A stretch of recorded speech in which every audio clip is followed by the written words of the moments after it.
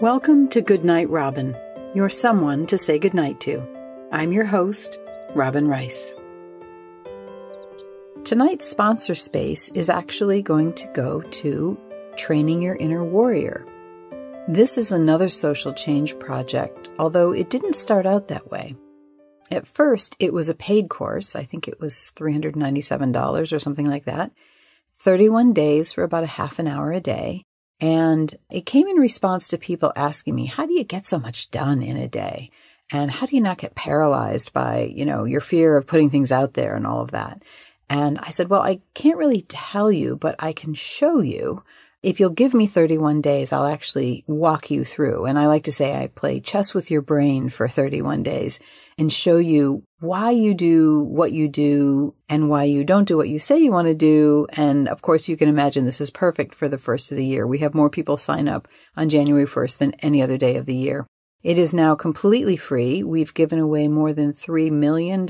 So more than 15,000 people have taken the course for free.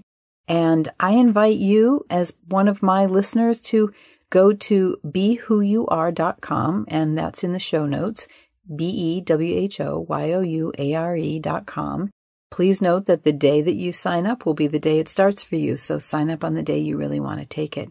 And I promise you, just read the quotes as you look at the landing page. It's super, super helpful. It's super fun. And that's one of the cool things. We have such a high finish rate because it's super fun and you get to learn about yourself. Anyway, that's my offer to you. And so that's our sponsor for tonight.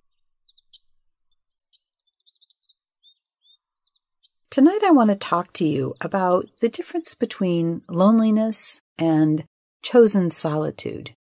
I like to use the example that, if you were freezing cold, your hands were practically frozen off, your toes were next to frostbite, the wind was howling, and you were just stuck on a mountainside, that would be probably pretty miserable. You would probably be having a pretty terrible experience.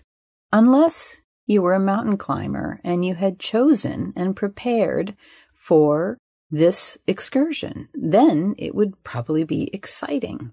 And I've noticed in my life that the difference between having a choice and not having a choice can be all the difference between feeling like I'm suffering or feeling like I'm on an adventure. And I've always said, when I write books, on every single page, I either have to create a problem to solve or an adventure to follow, or you won't actually turn the page.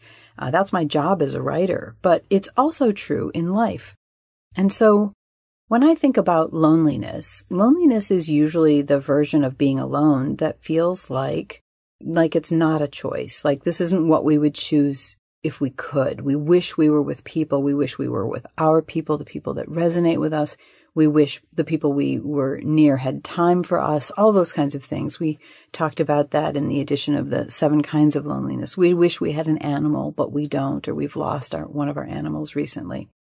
And that, when it's not a choice, feels very much like loneliness. But we can also cultivate an experience of solitude. And I spend a lot of my time in solitude, a lot of time. I work from home and I appreciate solitude a great deal. I definitely don't want it all the time. And I can definitely get lonely if I feel like I don't have any choices. But there are very often times when I go several days just in a deep solitude. And I have chosen to live a life where I am of service as much as possible.